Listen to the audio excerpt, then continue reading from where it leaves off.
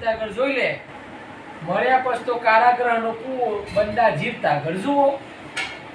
જીવતા જોવાનું કીધું ને સંતોએ, પણ મર્યા પછી કોઈ મુક્તિ છે ના? હા, મર્યા પછી મુક્તિ માંગે હરિનો દાસ નહીં.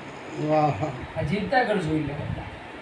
જીવતો મુક્તિ થવાનું. મુક્તિ એટલે આવરણોથી, મુક્તિ એટલે ઈર્ષાઓથી, મુક્તિ એટલે કુવિચારોથી, મુક્તિ એટલે રૂઢિ કુરિવાજ.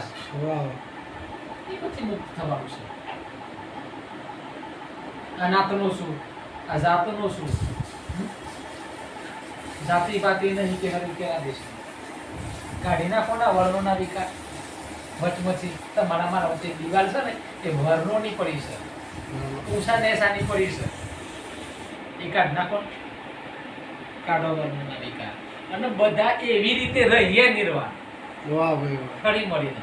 તો હું કામ આ જો બીજા આપણા દેશમાં જો ભક્તિનો સાધનો વધારે છે, બગાડશો છે આપણા દેશમાં. વિચાર કરો, દશામાના વ્રતમ આવશે, એમાં દિવાસાના દિવસો આવી. અમે દશામાના વ્રતમાં લોકો દશામાની મૂર્તિ લેવા જશે. એક બેને દશામાનું વ્રત કર્યું, પછી પોચ વર કરવાનું આવે, પછી ઉજવી દેવો પડે.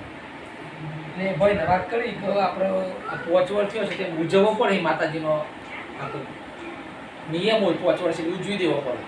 કે પણ પૈસા નથી, કેવું ભાતો ઘેરથી કે ચાલશે નહીં, ભયા છે તમારે જેવું સારું હોય કે તને લોન લઈ લઈએ, કે લોન લેવી પડે. લોન લીધી, દશામાનો વ્રત ઉજવવા માટે લોન લીધી, 50,000ની લોન લીધી. લોન લઈને વ્રત ઉજવ્યો. વ્રત ઉજવ્યો એટલે જે વ્રત ઉજવીને પાડી ગયા અને ત્રીજા દિવસે હપ્તા વાળો આવ્યો. લોન વાળો આવી જાય ને કે કોઈ શરમ ધરા, હપ્તા વાળો આવ્યો કે લાવો ભાઈ લોન નોખતો. વિચાર કરો, દશા સુધારવા માટે બે હારી કે દશા બગડી સુધરી, દશા બગડી ને હવે એ ભર વાવશે ના, ભર વા તો પેલો ભય મળી જવાનું. તો એ પૈસોનું તમારા દીકરા દીકરીઓ છે ઘરમાં, તમે છો તો એ મૂડી સારી રીતે વાપરો. ઘરનો છોકરો તો બનાવો. શિક્ષણ આજનું જનરેશન આ વિજ્ઞાન યુગ છે, 21મી સદી છે. ભક્તિ સ્વયંની છે, બાહ્ય નથી. કોઈ આપણે આ ભક્તિ કરીએ અને કોઈ આપણે તમે તમારો ધંધો છે, કોઈ કાલ તમે આ ભક્તિનું વળ્યા એટલે કોઈ થોડું કોઈ છોડી દેવાના ના સુધાય. લ્યો એ તો ચાલુ જ છે ને. શું સુધર્યું? કોઈ ગુરુ કરવાથી કારા હોય તો ધોરા થઈ જઈએ ના, એ તો ન થાય. તો ગુરુ કરવા હોય તો કોઈ ગરીબ હોય તો પૈસો વાળા થઈ જઈએ ના. ગુરુ કરવાથી શું થાય? તો ગુરુ કરવાથી મનના ભાવ બદલાઈ જાય, અહંકાર વયો જાય, મનના ભાવ બદલાઈ જાય. અને નિરાત બાપુનું પૂછ્યું કે ગુરુ મળે તે હું તમને શું આલ્યું? દાસીજી પૂછ્યું કે ગુરુ મળે તમને શું આલ્યું? કે ગુરુ મળે તે કોઈ આલ્યું નહીં, પણ એ વાળ્યું તને ખબર પણ નહીં આવે કે શું? કે વાણી હમારી ફિર ગઈ. વાહ, વાણી हमारी फिर गई यही तन यही देश. वाणी हमारी फिर गई यही तन यही देश. कड़वी सो मीठी बड़ी જ્યારે સદગુરુ કા ઉપદેશ.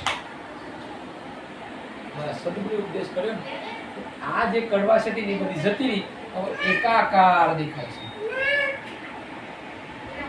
જો બીજું દેશ વાવશે નહીં, એક સમ દ્રષ્ટિ થઈ જી મારી. બધી અંદર મનવ મારું પ્રગટ પરમાત્મા પ્રગટ દેખાય છે. તો કે બાપુ અમે એવું દેખી જોયું છે, આ મનુષ્ય ને દેખાતો, પણ એ ચોબરાની ઓખે ના દેખાય. એ અર્જુન, તું મને તારી ચોબરાની ઓખે નહીં જોઈ શકે. એના માટે જ્ઞાન ચક્ષુની જરૂર પડે. તો એ જ્ઞાન ચક્ષુ જો છે પિત્તરમાં, કેવા છે પિત્તરમાં. ભક્તિનો સ્થાન કેટલા 3 બતાવ્યો. આ કાયાની અંદર હું તમને કહું છું, ભક્તિનો 3 સ્થાન અમારું હોવું જાય. તમને કહું